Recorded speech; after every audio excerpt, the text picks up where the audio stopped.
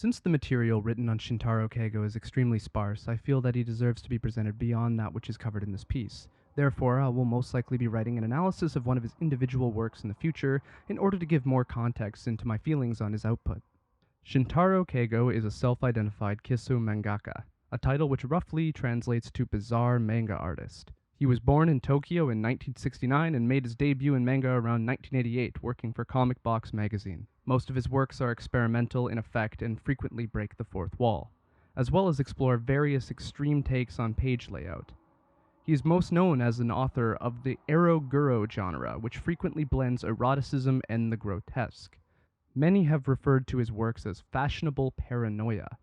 To quote D. Culture, according to the author, the stories and themes dealt with in his works are extreme because he pursues the development of a voice of his own within the limits of the rules and principles in which he himself has to move.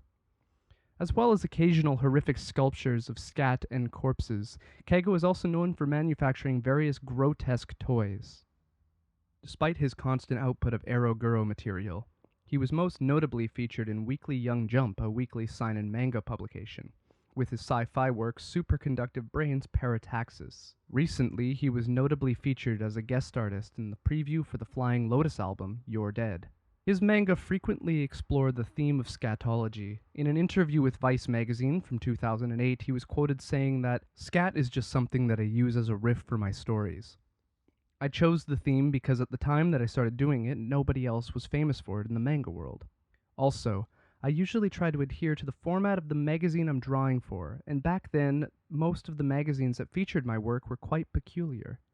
The shit-themed stuff came about when I started drawing a serial for this manga magazine that specializes in scat." When asked in said interview if he found his own material sexually satisfying, a la R. Crumb, he responded with, "No, I don't engage in those sorts of activities. It's not even a fantasy of mine. It just happens to be one of the themes that I use. I'm not really into drawing sex scenes, and if I had a choice, I'd prefer not to. But when you're drawing for an erotic magazine, you sort of can't avoid it." Some examples of his titles include Six Consciousnesses Thought-Changing Ataraxia, Dance Kremlin Palace, Ruggedness Nymphomania, and An Inquiry Concerning a Mechanistic Worldview of the Pituitary Gland. I'm going to end this introduction with a quote from when Kago was asked by Vice to clarify his statements on not self-identifying as an artist. "I believe that it's the viewer who decides whether your work is art or if you're an artist, not the creator."